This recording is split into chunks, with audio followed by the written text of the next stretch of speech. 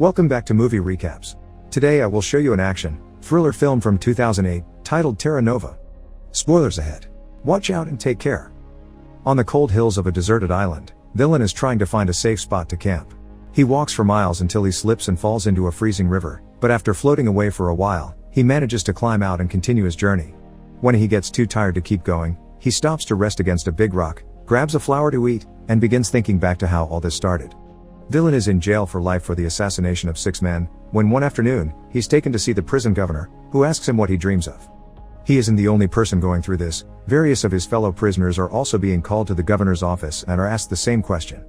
Morayak says he wants to see the sea, Yakut wants to witness the war against China, Obazyanka won't speak, Abazian wants to work in this prison and be a governor, Tolya wants to follow the progress of the space station, and Sipa wants to see women again, but Dylan's answer is never shown.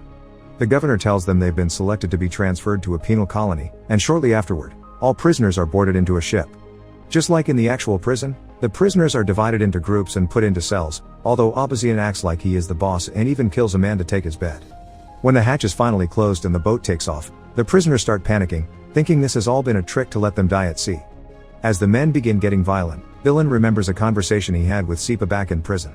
Sipa has some severe mental issues and would always draw on the wall and talk nonsense, but that day, he mentioned heaven and hell not having any seats left and a third purgatory-like place being prepared for people like them. Julien had thought it was more of his usual nonsense back then, but he's starting to see the merits of it now. After a while, everyone calms down and tries to spend the trip chit-chatting and eating, but in the middle of the journey, a gang escapes from one of the cells, looking for their compatriot. Abazian pretends to negotiate at first only to kill the man they're looking for, causing a riot to start. Prisoners on both sides begin hitting and killing each other through the bars except for Starry, an old man that stays behind praying. The fight doesn't last long though. The guards quickly arrive and after stopping them with a warning shot, they throw a sleeping gas grenade to knock them all out. Eventually, they make it to a deserted island, where the prisoners are put into numbered handcuffs and left at the beach so they can listen to what Mr. Olafsson and Marta, the heads of the Terra Nova project, have to say. Since the death penalty has become illegal in all countries, prisons have been running out of space to hold such a large number of criminals, which is why the Russian government has offered this land to start this project, funded by some international organizations. Starting today, the prisoners are colonists living under their protection, and everything they need to survive is being provided, including food that should last 3 months. A satellite will be watching them all the time, and there also are some communication buoys around. They have the possibility to take a boat to one of them to press the red button and say what they need. If a green light appears, that means the request has been accepted. Abazian isn't happy about the idea of being recorded 24/7, so he throws a big rock in protest, but the guards quickly make him stand back with some warning shots. Marta clarifies that the buoys can also be used to ask to leave the project by saying their name and the reason why they want to leave. If they do, they'll be returned to prison. By putting the buoys on the sea instead of on the beach, they make sure that the decision is thought twice before risking getting on a boat. Before leaving, the guards drop a bunch of keys on the sand, explaining they are numbered to match their handcuffs. The prisoners rush towards them and start fighting over them while Dylan and Sipa stay safely behind, only grabbing the keys that the others drop. Starry also decides to stay behind and watch how a gang forms a line around the keys to keep their rivals out, and a group goes to the crates the guards left to pick up some weapons and attack the crowd with them. Eventually, Ali's gang takes control of the situation. Ali gets a jacket and good shoes for himself and Starry before choosing a man to send out on the boat, but as soon as he grabs someone, the group takes the chance to attack and the fight starts again. Dozens of men die in the fight. Morayak kills Ali with a rock, Abazian kills Starry also with a rock, and the 3 men that get on a boat to reach the buoy fall to the sea and die drowning. All the remaining prisoners go to the warehouse and begin distributing the supplies, and Abazian takes advantage of the tools found to get his cuffs opened by force. Dylan packs a bunch of supplies in a bag and grabs himself a jacket while listening to Sipa say there is no way the food will last 3 months. Then he leaves the area to survive on his own and hopefully find a way out of the island, taking us back to the beginning of the story. Dylan explores the island until he finds an area with no snow and a rocky formation that will provide some shelter, so he decides to sit there while looking at a picture of his family that he's kept hidden in his prison uniform. He misses them terribly, and falls asleep with tears in his eyes. Sometime later, he wakes up when he hears some squealing. Turns out the supplies were filled with rodents, and they are now eating through his food and bag. When it starts raining, Dylan finds shelter under the rock formation he saw before, getting a fire going for warmth and heating some water. After it stops raining, he catches a bird and roasts it over the fire. That's when Sipa finds him. As he chit-chats with him, he tries to steal his knife, but Dylan sees him and takes it back. Sipa offers some salt he had with him and his help in exchange for some meat, which Xiling accepts, so Sipa goes to pick up more wood and sees the family picture on Dylan hung on the rocks, which makes him blow a kiss at Dylan's wife. Afterward, They share the bird, and when they're done eating, Sipa walks to the edge of the cliff, explaining he doesn't jump because he's too afraid. He asks Dylan why he won't die either, and Dylan explains it's because of his family. They're dead and he wants to be buried next to them, which can't happen if he dies on the island. The two men fall asleep, and when Dylan wakes up, he finds Sipa has stolen the picture to use it as inspiration for his debauchery.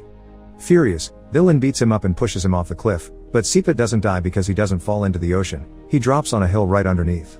But even after this disagreement, the two of them travel together as they explore the island. Sipa easily amuses himself with the trash he finds in the water while Dylan tries to fish, but the only living being they find in the water is some sort of aquatic centipede, which freaks Sipa out. While looking around, Dylan is shocked to suddenly find part of a seaplane among the rocks. It only takes going a bit farther up the hill to find the entire plane, which gives him a bit of hope because he used to be a pilot and would be able to fly it. However, two men aren't enough to move it, so for now, they go back to their shelter. Dylan starts a fire with some matches he had grabbed at the warehouse, but there's something in them that creates a very toxic smoke. He moves away from the fire and drags a sleeping Sipa with him, who at first won't wake up. It takes a few shakes from Dylan for him to finally regain consciousness, but his mouth only continues to spout nonsense, and Dylan realizes the cold will kill them any minute now. The two men decide to go back to the base and see if they can steal some coal. Back in the base, life hasn't been easy for everyone. Abazian and his gang are in control and keeping a routine while sharing the supplies, and Abazian even asks them to call him governor. But they keep anyone that isn't in their team inside the barracks. They only allow them to come out to have a walk in an enclosed area, similar to real prisons, while Estonitz yells at them from the watchtower. When they're sent back, they need to run because whoever is last gets killed to be used as food later. Dylan and Sipa manage to reach the coal box and find the remains of a fire.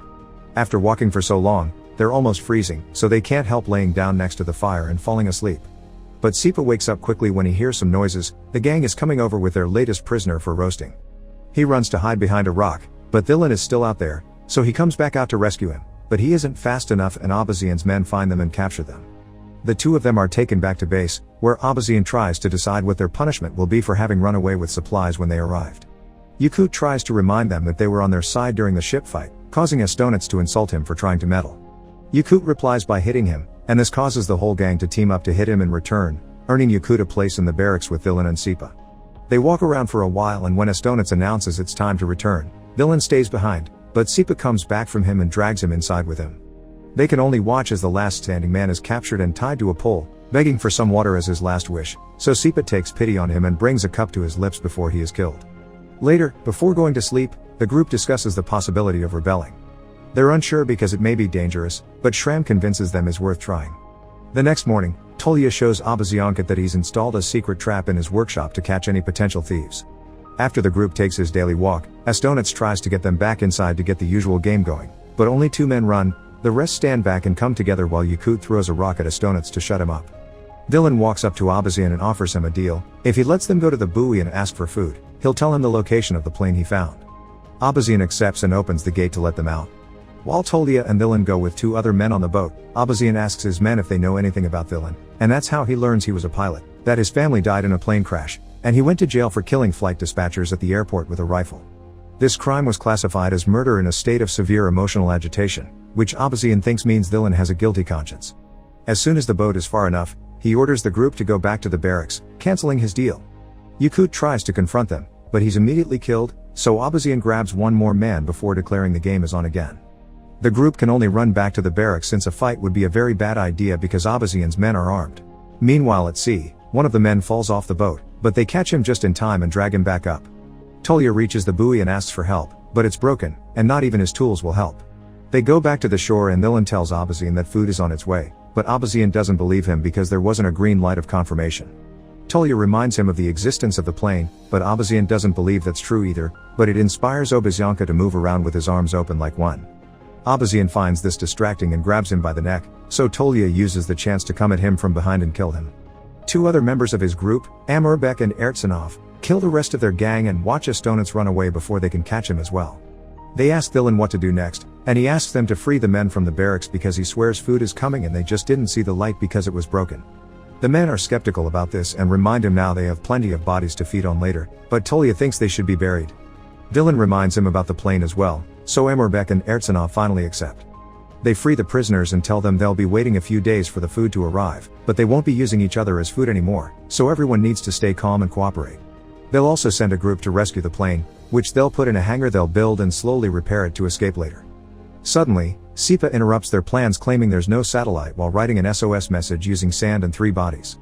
Sometime later, Astonitz returns to the base, and because of the new rules that say they need to keep the peace, they decide to ignore what he's done to them for now and share their food with him anyway. Villain guides a group of men towards the plane, and their moods greatly increase when they see he's been telling the truth. Together they take it apart for easier transport and carry the pieces back to base. Eventually, Marta arrives at the island with a bunch of guards. They use gas to keep the men away, but they do allow Villain come to talk to her and discuss the list of things they've requested. She's confused on why they're asking for gas, and he explains it's for the generators, which are supposed to be wind-powered but they don't work during the polar night. In truth, they want the gas for the plane.